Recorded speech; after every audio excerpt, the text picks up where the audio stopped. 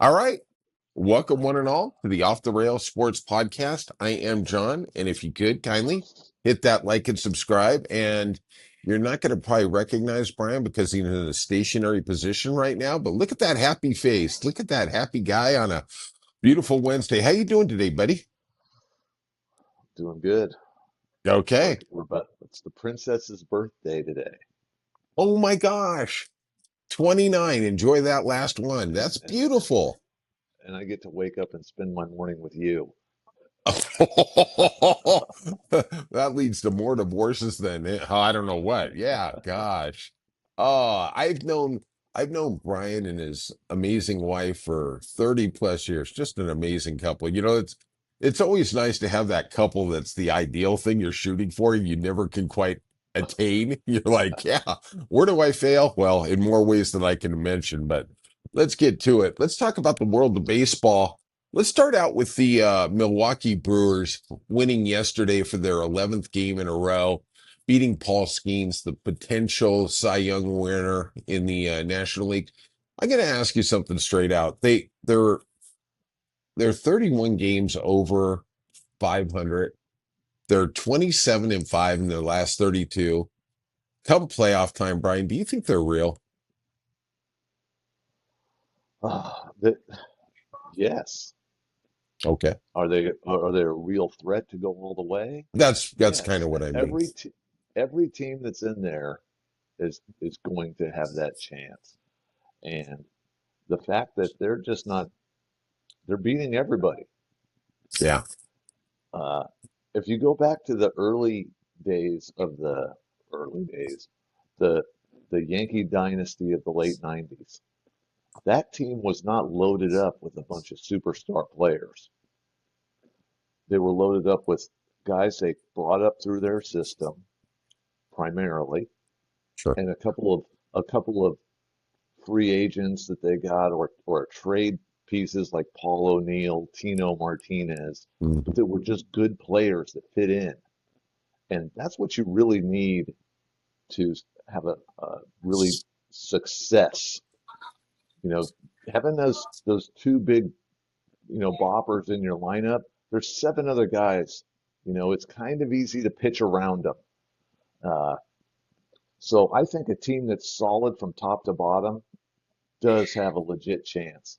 And you look, they just took out the Yankees, very easily. They took out the Mets recently. They're Dodgers. beat, yeah, the Dodgers. They're taking out playoff teams in this run they're having during the course Mhm. of the second half of the season. Right.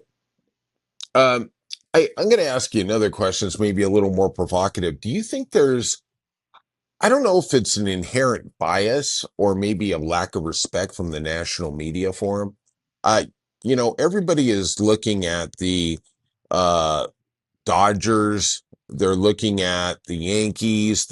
Let's just even say the Red Sox. The Astros have a certain cachet, but it does seem like when I look at the media, it's kind of a dismissive thing, like, oh, this is a cute little thing, but when the playoffs come, we're going to find out what they're really made of. Kind of like St. Louis has typically gotten, I think. But And the yeah. Giants, back even in their Hmm. heyday, the Hmm. Giants weren't getting. It's because they're just whatever it is. If it's how they generate ratings, which is primarily probably the driver for it, but they're trying to promote those big market teams. They want the big market teams to get all the pub. The Yankees get talked about so much, and really, they don't have a lot of great players on their team. No. I mean, but you'll hear about guys when they're on the Yankees. I mean, Gleyber Torres, we heard about him all the time when he was a Yankee. He was never a good player or a great player. Hmm. He was an average player at best, but he was wearing that Yankee uniform. He gets talked about all the time.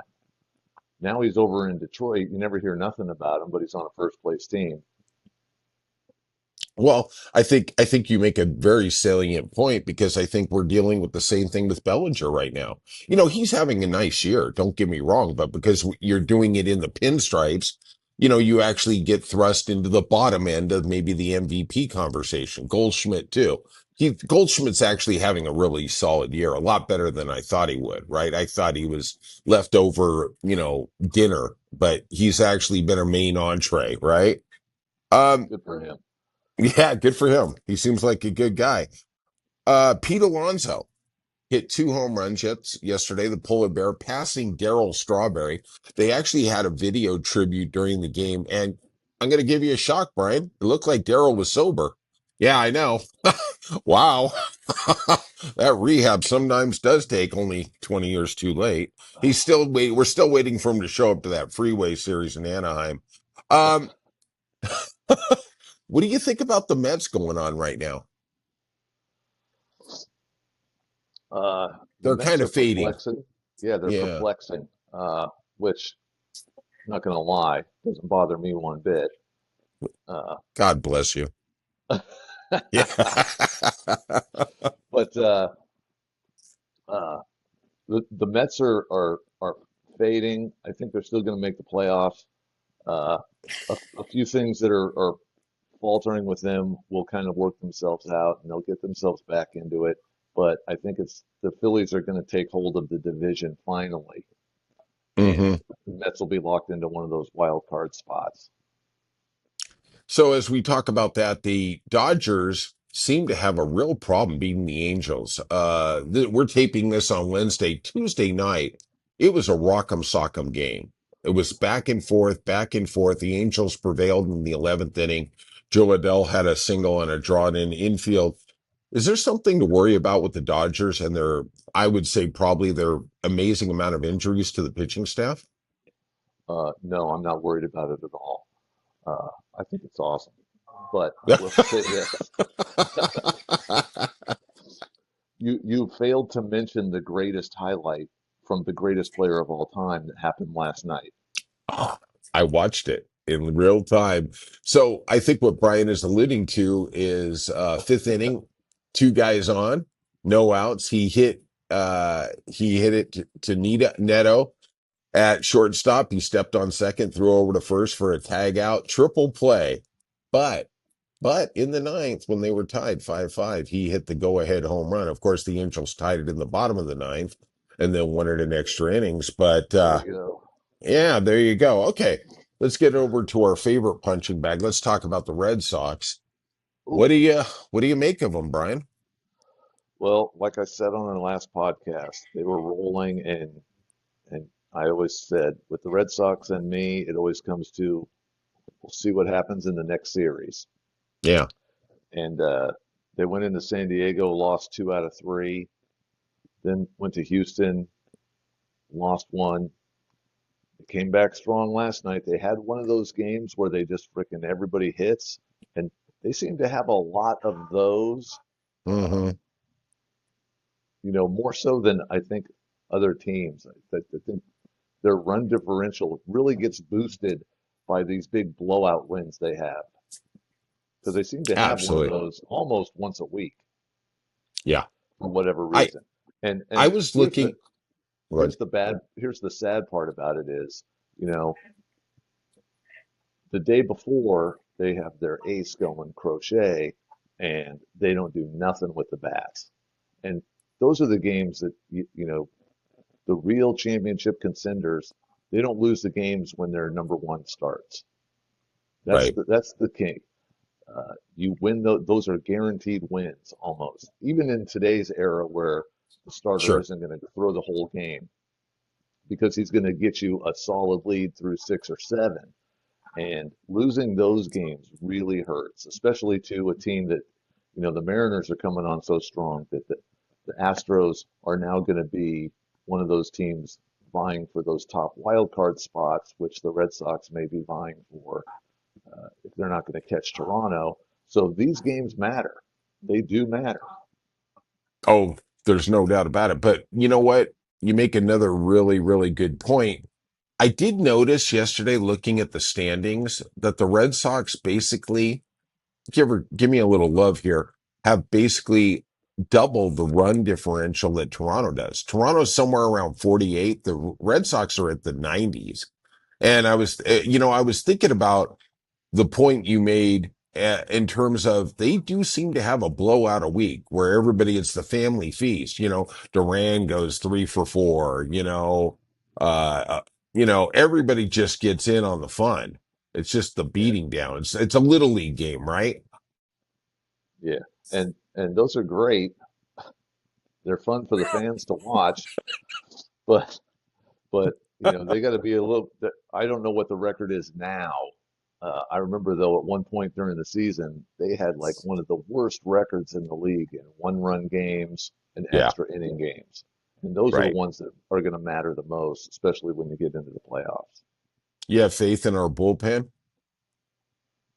Not a lot. right? I don't either.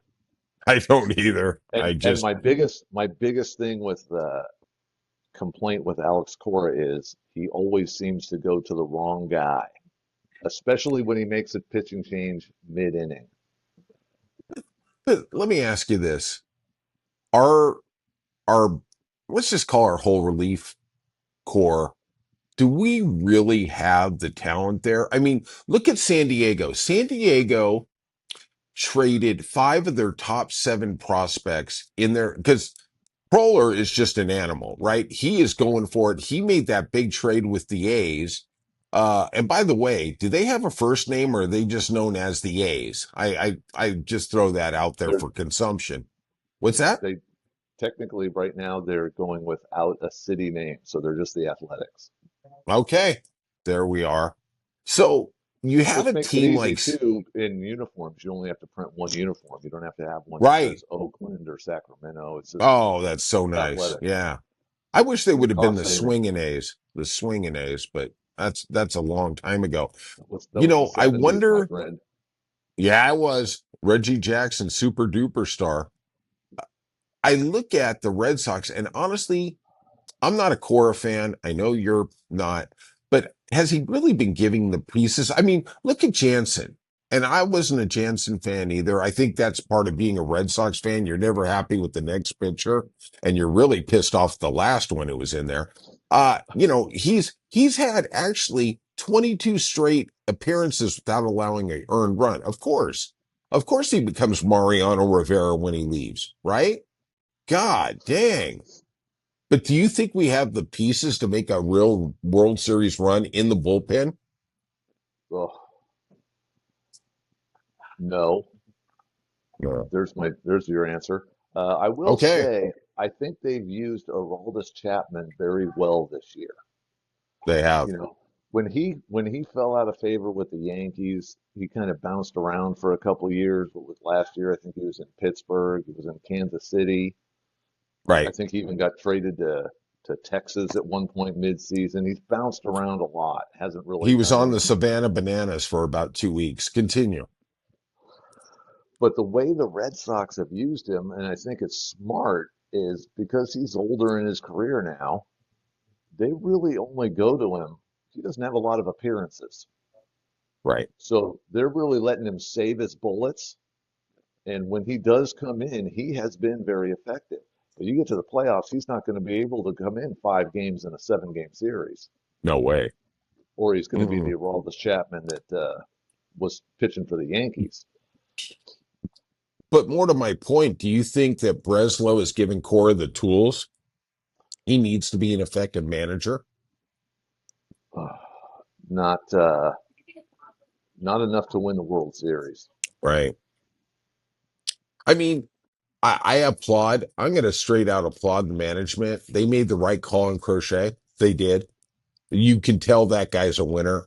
Giolito, of course, is going to have a real good rest of the year because he's going to be a free agent after this year. Same with Bregman. Hey, thanks. Don't wave too long to the crowd there in Houston, as you hit a couple home runs in your return because you're going to be a free agent after this year. Don't worry about it. You get to tour the league again.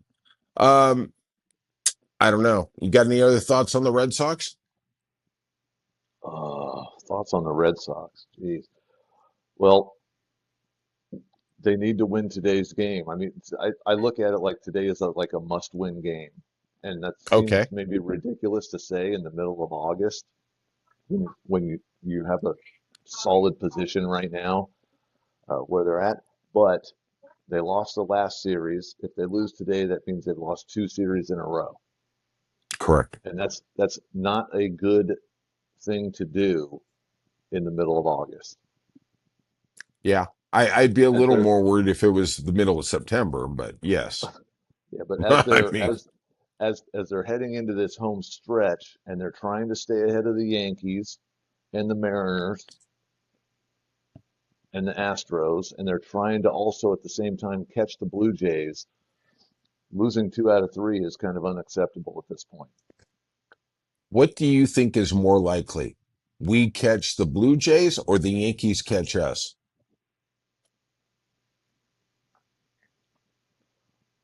I would give the Red Sox a better chance of catching the Blue Jays over the Yankees.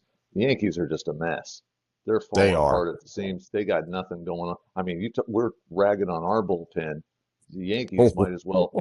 They might go down to Williamsport this weekend and see what they can pick up there on Yeah, you know what? the. When they head down to Williamsport, they could take Devin Williams with them because that guy is literally the fire to start the gasoline.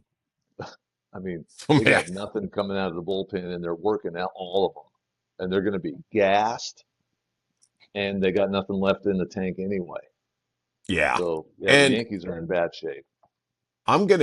I want everybody like and subscribe, like I said, but I'm going to give Brian props because believe me, the one or two times, yeah, I know, make Whoa. sure that coffee goes down the wrong thing.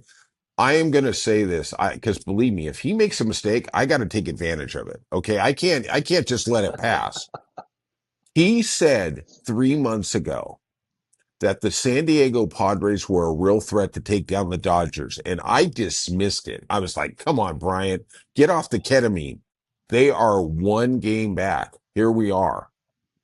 What do you think San Diego is a legitimate threat in the next 40 games to take down the division?" Yes, I do. I still Yeah. believe that.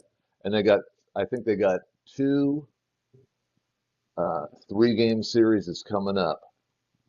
That's the last times they play head to head this season. But Yes, the Padres, I mean, you look at their lineup top to bottom, and I just watched them play the Red Sox, so I watched them.